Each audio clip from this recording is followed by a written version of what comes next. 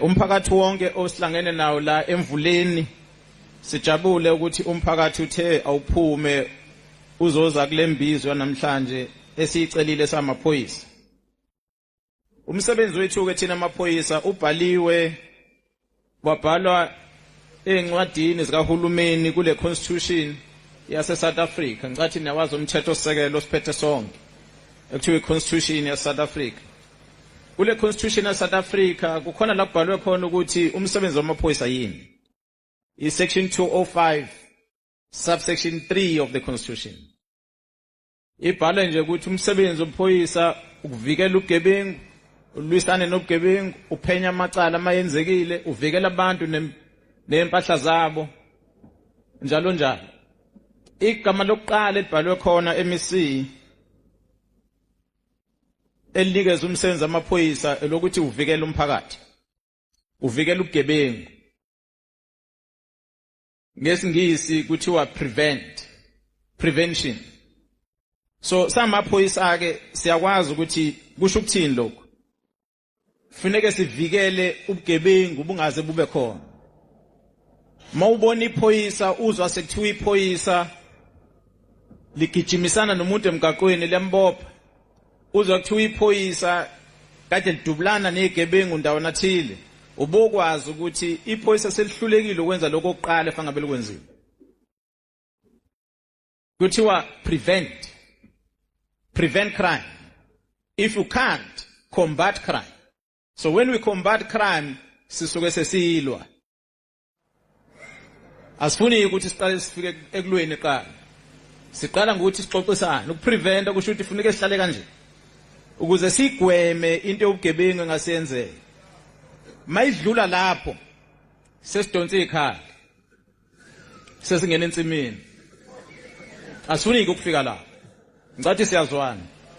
Sihlangene la namhlanje ngoba sizama ukwenza lokho umthetho osithuma wona. Asihlangene la ngoba sizokhuluma ubukhosi. Sihlangene la samaphoyisa eMC nomphakathi wonkana ukuthi sizovimba ukuchitheka kwegazi.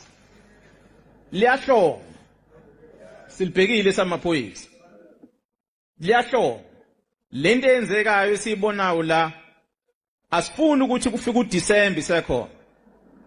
Ngoba kwafika uDisemba kuzofika lezi insizwa eziphila ngentelezi eqhamuka emahostela ezofika zingasazwile. Kungcono ukuthi silungise thina ukuze ziwuthole umyalezo ukuthi cha kuhlaleke kahle emakhaya. Azingezi la seziza ngempi.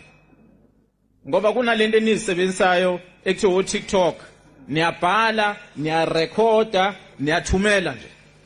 Kanti nabahlokoloza abanye abantu. So asikhulumeni isihleli la, ingakho sila samaphoyisa. Siubizele lokho ke lomhlangano. Ngiyabezwa bethu umkhwanazi eMC ubiza imbizo obukhosi, uhlangana naphi nobukhosi? Umkhwanazi kanye namaphoyisa lawa aholayo uthunywe ukuthi avimbe ubugebengu, aphephise impilo zabantu. Uma umkhwanazi namaphoyisa bebona ukuthi kukhona into engasibe ingozi, kumele benze imizamo ukuze bavimbe lobo bungozi. Lento iqalaphi lesiletha la namhlanje isukela ngomsombuluko lwamasonto amabili adlule. Ngithintwa isilo ebusuku. Siyangifonela sithi mkhwanazi kukhona into engahambi kahle la eNdlunkulu. Ngizocela ukuthi uthumele amaphoyisa kade uzobheka. Kungathi kukhona abantu abafike ngamabhasi amabili isizwe saka mkhwanazi. Kukhona singagculisekile ngakho. Ngase ngithumela amaphoyisa ukuthi ayobheka ukuphepha. Afika hlala amaphoyisa kubheka ukuphepha. Inhlanhla leyo bekhona inkosi uShinge esinayo la ngaphakathi kwethu namhlanje. Kanye nenkosi uChilize. Engicela ukuthi bangakwazi ukuyichaza udaba ngoba bengekho mina. Kwakhulunywa ke kwaphela ngathola umyalezo ngabo 11:12 ebusuku ukuthi cha sekuhlukene sebehambile la kade befikile esilweni. Ngicabanga ukuthi into seyixazulekile. NgoLesibili kwavala umgaqo ku-N2 uthela wayeka lo hamba imoto eningi. Okusiphathe kambi ukuthi mase kuvaleka lo mgaqo kukhona abahamba ngama ambulance abagulayo. bavimbeka manje emgaqweni. Ngithi ngiyabuza ukuthi isizathu sokuthi kuvinjwe umgaqo isiphi.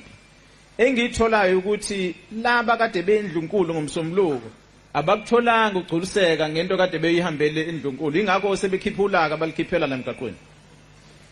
Sengithi ngeke phela amakhwanazi bakhipha ulaka balikhiphele kubantu abangahlangene nendaba yabo. Awuke ngisondele ngikhulume nabo ngibeze ukuthi inkinga ikuphi. Nokubaxwayisa nje ukuthi umthetho uthi yithi wena mawuhlukumezekile uqondane nalomuntu okuhlumezekile, ungasuke wena uhlukumeza omunye umuntu ongahlangene la ndaba yakho. Laba bazambele emgaqweni abazilutho ukuthi abanye abazi nokuthi umhlaba kabalo abadlula kona. Bahambe eSouth Africa bafika toll gate bakhokha baqhubeka, abafune umuntu ozobavimba endleleni, banelungelo. Umsebenzi wethu ke thina amaphoyisa ukuthi sibavikele bona abayihambele emgaqweni. Yithani nina abakhwanazi manje nenkinga zenu nihlangane esibayeni, nihlangane engadini kanje nixoxe, ningayixoxele emgaqweni, ningayixoxeli kwabanye abantu abangahlangene. So ngifikileke inkosi yangihlonipha kaMkhwanazi yavuma ukuthi sibe nawo umhlangano, safika. Masixoxisana ngithola ukuthi kungathi kunokuphambana okukhona okwenziwe isilo ngokuthi sibeke insizwa kaNcube ekuthiwa iyiso kule ndawo okuyona ke xasula abantu bakaMkhwanazi.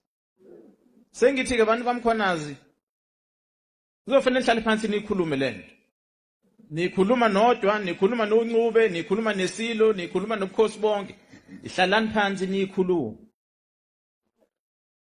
ukuze nehlise ukudinwa kwabantu. Mina engakwenza ngoba ngiphoyisa ngihamba ngomthetho.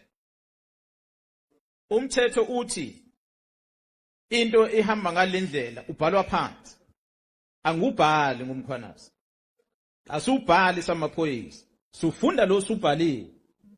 Bese kuthiwa lo uphula kumthetho, mawuphula umthetho ufuneka kwenziwe njengani. Ikona phela esikwenza samaphoyisa. Ngase ngithinta labo kuyibona ababhala umthetho ngobukhosi. Uhulumeni azochaza ukuthi uma sithi ubani uyinkosi, sivuma kanjani thina uhulumeni ukuthi lo uyinkosi. Mase simbeka ukuthi uyinkosi, simbeka ukusuka la uphelela la. Uma uhulumeni ethi sivuma kanjani isilo, iso lenkosi mawuthi likhona, lisebenza kanje iso lenkosi. Uhulumeni mayivuma ukuthi kunenduna, umsebenzi wenduna yilo. Isebenza la kule ndawo, yilo umsebenzi ewenzayo. Asibeki induna thina samaphoyisa, asibeki iso lamakhosi, asibeki inkosi. Bengithi ngicacise lona. Ngicela uMEC ke ethi awusize ke MEC ngoba phela indawo yakho le. Awuze la uzokhuluma nomphakathi wakule ndawo yaseDukuduku. Ngoba njoba linetha akusiwo amafe ngikhuluma ngawo la. Ngikhuluma ngefe elimnyama elihlanganayo phezulu kwale ndawo ekuzochika khona igazi uma engalungiswa lena. Ngicabanga ukuthi ke abaholi njengoba bela ngaphambili impunga zakule ndawo, amakhehla, izalukwazi ziyakwazi ukuhlangana ndawonye ukuthi zikhuze le mpezana. Ngoba isifikile angifuni nje nibhekele amaphoyisa lawo. Lamaphoyisa afanele alikhumbuza ngalolu suku safika la. Sathi nina bantu abamnyama hlalani phansi nikhulume, nixazulule udaba, ningaxuluzuli ngemkhonto nangebha. Ngoba mase kuchitheka igazi anizusola thina ukuthi besenzani ukuvikela lona. Asikho endlini zenu. Asihlale emahlathini enihlala khona. Xoxisanani indaba yenu le. Ngizocela ukuthi ke nikwazi ukubeka indlela. Ngoba lokho oMEC abeza nakho, ozakwethu abeza nakho, ilokho okubhalwe encwadini zikahulumeni. Uma sekubhalwe encwadini zikahulumeni ukuthi kusemthethweni ekufanele sikuhloniphe. Uma ungazwani nomthetho lobhaliwe nale nqumo ezathiwa uhulumeni, kumele ulandele imigudu ebhaliwe khona efuneka uhambe ngayo. Uma ukuthi unesikhalazo sithini, izikhona inkantolo uma ungajabulile noma ubhalele kuona ama department la ku MEC ukuthi ngicela ukuthi nokuthi bazokutshela ukuthi kuyavumeleka noma kuvumeleki. uma ngabe ningawujabuleli umthetho ngendlela ohambe obhalwe ngawo, hambani niyovota, nivotela abanye abantu abazoya eParliament bafike bawushintshe umthetho bawubhale ngendlela enifuna ngayo. Umkhwanazi uyowenza isiqiniseko ukuthi lo mthetho enubhalile uyagcina. Okwamanje lo mthetho obhalwe uhulumeni yilo amaphoyisa okumele enze isiqiniseko sokuthi wonke umuntu uyawugcina. Musa ke wena ukuthatha uphume ngendlela yakhe seceleni ngoba uzogcina uhlangana nohulumeni lapha emgaqweni kanti akumelanga uhlangane naye. So ngizocela ukuthi sizwane kahle njengoba ngithi ngiyichaze namhlanje ukuthi ngila sibize lengqungquthela namhlanje ngokuthi kuzoxoxiswana ukuze iphele lempi efufusayo lomsindo khona uphele. Sikhona ke samaphoyisa mawukuthi khona izikhalazo umuntu anazo ningakwazi ukukhuluma namaphoyisa nanko lapha emasayidini emaceleni nami neyona ukuthi hayi nginesikhalazo ubani wangihlukumeza wenza ukuthi nokuthi nivule icala. So walandela ke lawo macala.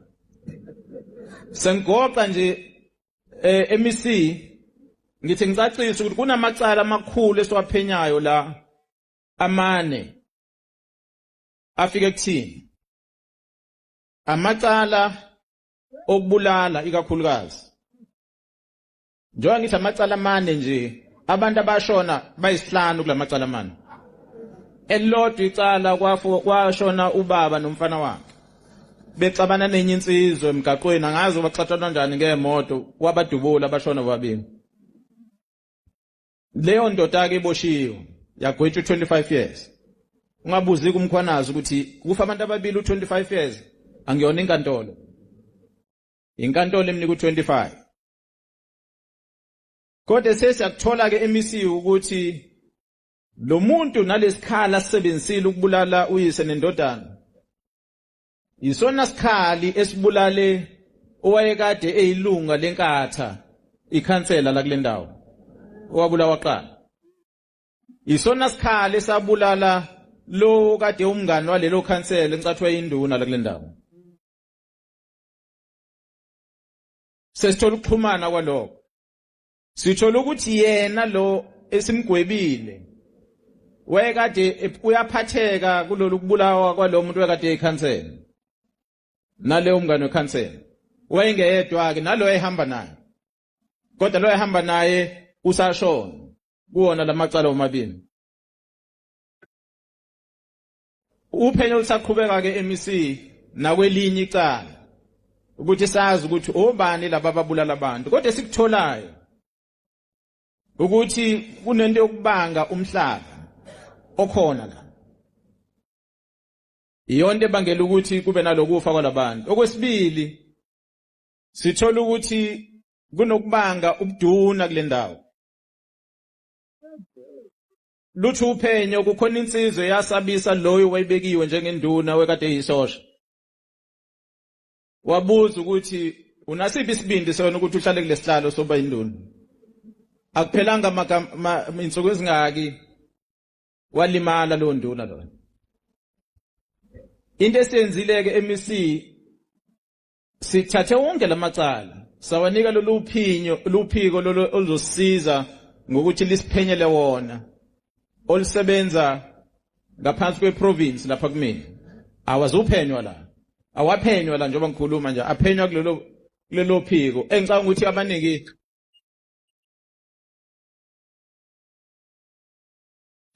abaningi ke sebeze balwazi besingathanda ulazi kakhulu MEC. Kodwa kulezi insuku sezela duma kakhulu ngoba uphiko oluthunywa ukuthi libheke ukulimala nokuhlaselwa kwamalungu omphakathi okuyibona kakhulukazi abaholi bethu. Uhulumeni wathi asilikhande lelithimba ukuze laba okuyibona abaholi abalinyazwayo sikwazi ukuthi sisheshise ukuphenya kwamacala abo. Njengoba lo walimala kokuqala la wayekade elunga le-IFPA councillor. Lelo cala lathathwa lafaka kulelo phiko. Uhulumeni waphinde wathi abaholi bendabuko induna namakhosi nabo mabelimala lawo macala ahanjiswe kulelo phiko. Ingakho ke nalamacala engalapho kulelo phiko. Lolo selikhuluma ngalo kakhulu endabeni MEC okuthiwa i-Political Killings Task Team PKTT. ibonaka abawaphethe lawo macala. Ngizocela ukuthi sisebenzisane ke namaphoyisa mangabe phenya ngoba esikutholayo ukuthi ikhali ezisetshenziswayo yibhamu ikakhulukazi. So lona loyo konesibhamu kule ndawo uyosixolela. Is either usilethe emaphoyiseni ukuthi aningeni usitesta lesami ukuthi asikaze sisetshenziswe endaweni embi. Uma ungasilethi sizosivikela thina sosicela. Ukuthi awusondeze sifuna ukubona ukuthi akusona nisike salimazi. Ngithe siyavikela ubugebengu, prevention. Sivumeleni ukuthi sivikele ubugebengu ngoba okulandelayo emva kwa prevention ucombating. Masithi siyacombatha uzolibuza iphoyisa ukuthi what does combat mean? Okusho ukuthi lokho kusesinqeni lephoyisa kufanele iphoyisa likubambe ngesandla ngoba usuke sekukubi. Ngiyacela ukuthi singaze sifike kuloko bakwethu. Program director, angifuni ukwanda kakhulu, ngicabanga ukuthi lento esengiyichazile seyophuma ku TikTok ukuthi umkhanazo uyibize lembizo nje akuyona amaphoyisa akuyona yobukhosi eyokuvimba ubugebengu. Ngiyabonga kakhulu.